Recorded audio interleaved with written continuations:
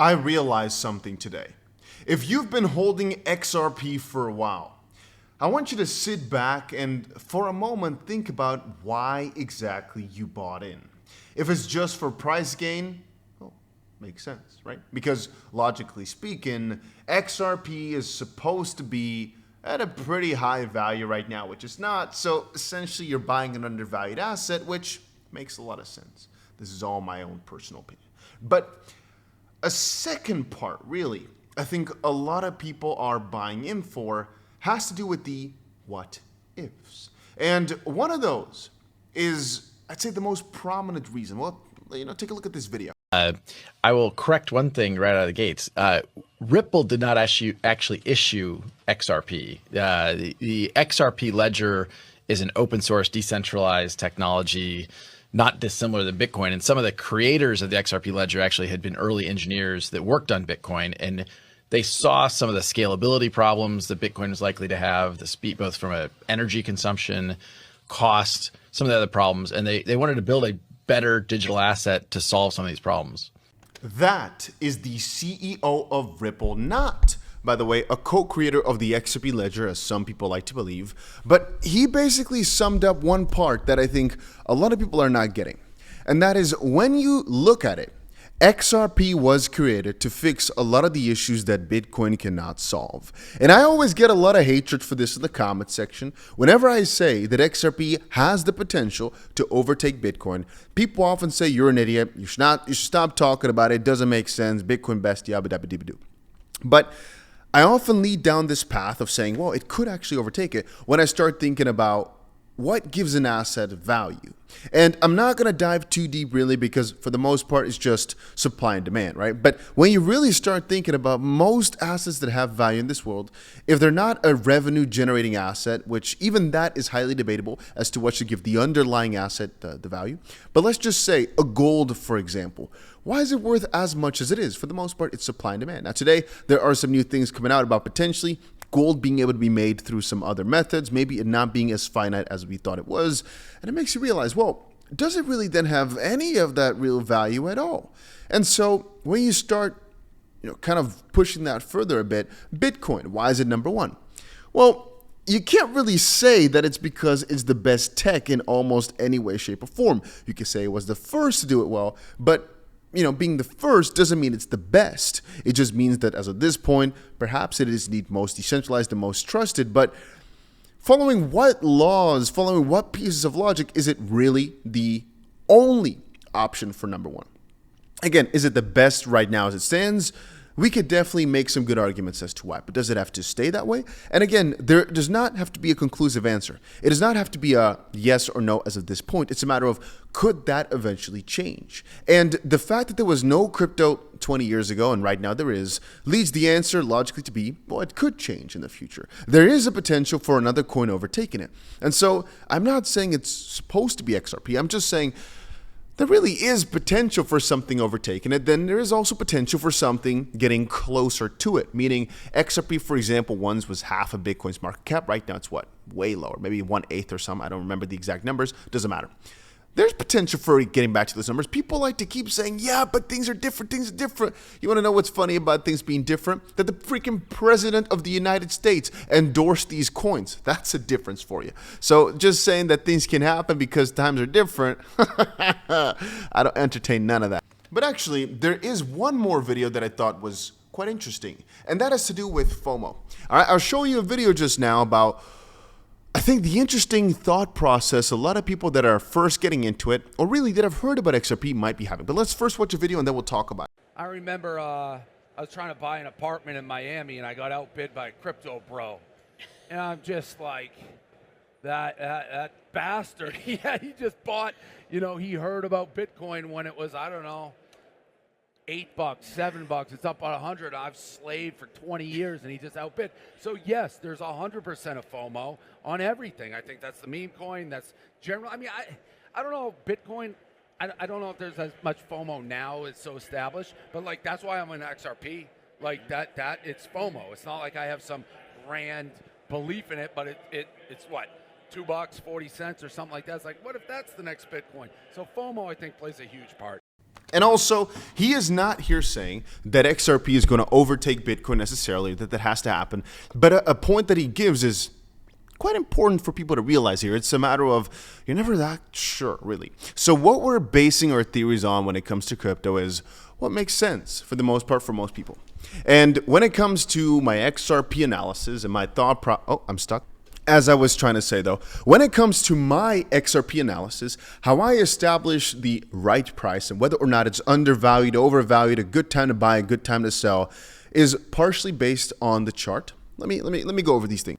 So it's partially based on the chart. You know, what has the recent price history shown? What has it done recently? For XRP, for example, on the short term, we've basically been seeing a bit of an uptrend, and that's actually basically since the beginning of April. In this period, prices have steadily been rising. And what do we expect when a trend has shown itself? That we expect the trend to continue unless, like you can see right here, it breaks. Because again, we had a downtrend basically since the high was reached in January. We had a downtrend until the trend was broken right here. And the moment it was broken, we now, as it's continuing on, expect it to continue towards the up and up and up. And again, that is basically the case until basically this bullish endeavor that's going on right now is broken, which could happen the moment we actually go below this level right here, so roughly $2.07, something like that, as a low point. So again, if the price starts falling down, if it's just one wick, it's okay, but if the price closes below this level, we change our mind a little bit. That's again on the short term.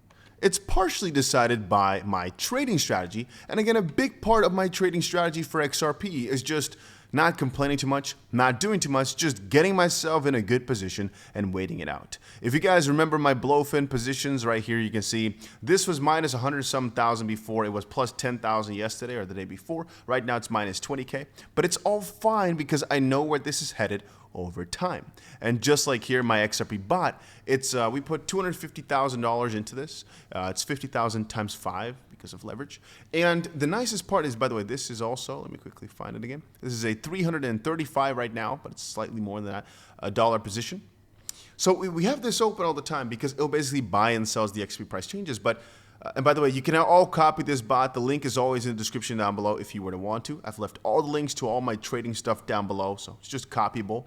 Anybody who was with me day one would have made tons of profit already because every single one of these bots has been copyable from day one, and most of them have been in an extreme amount of profit. Like I was already saying, but that's besides the point. Some will be at a loss for a while, but again, they're grinding the great profits. If you do not know, tutorials also in the description. But again, part is based on your trading strategy. For me, when it comes to these main assets, all I care about is accumulating as much as possible because, well, my other point, which is the Bitcoin chart.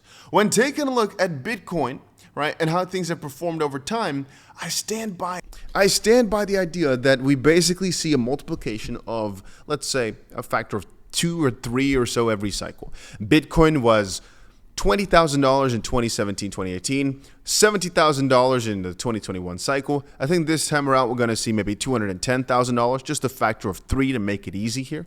And I think many coins, even like XRP, should continue on that as well. Ethereum, let's just say, went from 4,500 to 1,400, let's say, to ish, right? 4,500 next to about, what, say 15,000 this time around. And again, for many of these smaller coins, like XRP, then smaller in terms of dollar numbers, I think it's really quite undervalued based on the idea that it was $3 back in 2017, should have kind of been at $10 in 2021, and then right now, for example, go to $30. But again, the base, well, I mean, if you take a look at Bitcoin, $20,000 in 2017. Right now it's at a 5x and a bit more than that. XRP, $3 back in 2017, almost 4, right? Should have been at what? 5 times, so let's just say 15 maybe dollars or so as of this point, just sitting there chilling, people thinking, oh, should I buy, should I not buy? Because that's what so many of the other coins have done based on previous values. But that's all besides the point. You know, that's one part of the story. The other part is when you really start taking a look at it, the highest probability of coins surviving and doing well, which coins are those? Well, partially it's those who have existed for a very long time, who've kept showing up and kept winning. XRP has been one of the longest running altcoins out there that's consistently been in the top 10. The fact that it never got out there when it had the lawsuit going on is a pretty big deal. Point number 2 is really, it has to I wouldn't say necessarily solve a problem, but there needs to be some sort of benefit that most people around the world can easily get, understand, and potentially utilize. Yeah, there's many coins out there that are just memes or jokes. Most of them will go, fade. It's just a little bit of a iffy and weppy flow.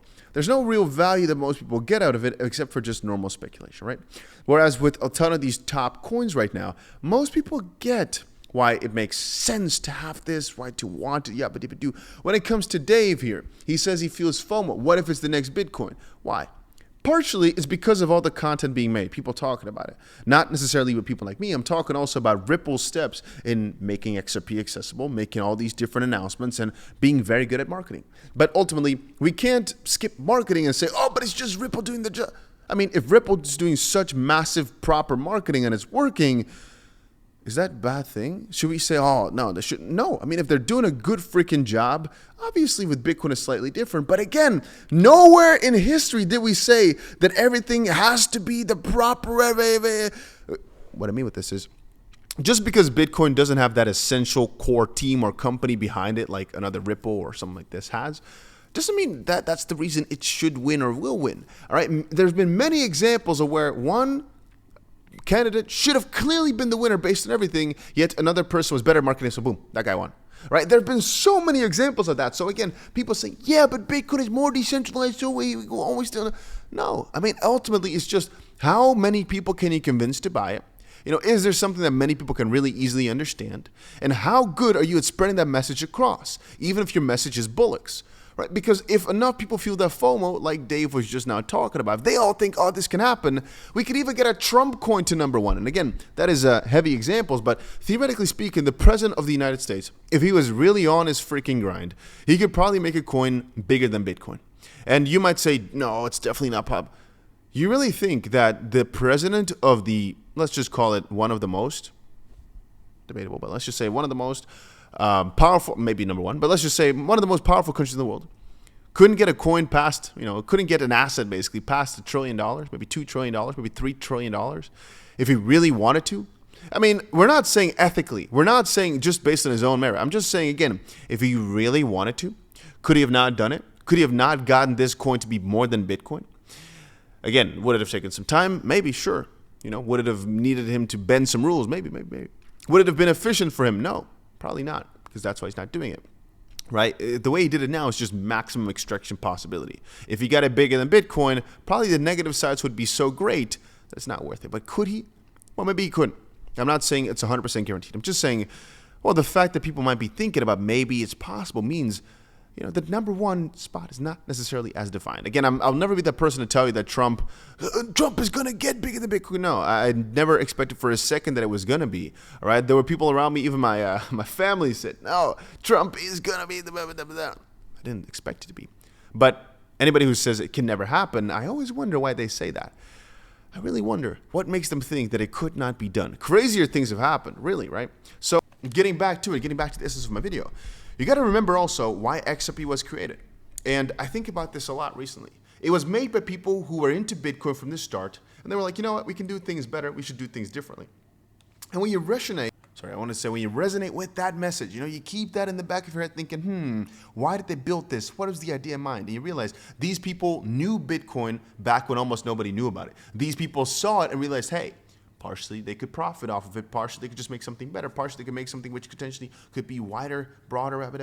It does, following my own thoughts, still makes sense for that thing which has always stayed in the top of the top to have another sort of meteoric rise, potentially even just independent from Bitcoin. There's no rule book that says that every crypto has to go on the same path. And again, there's no rule book that states that every crypto has to survive or cannot go minus 99% of the day just for no good reason. But the opposite side is, I get the FOMO that people are having, and I'd say it's very well placed because the situation we're in right now, any day could be the day where all of a sudden it gets back to that fair value.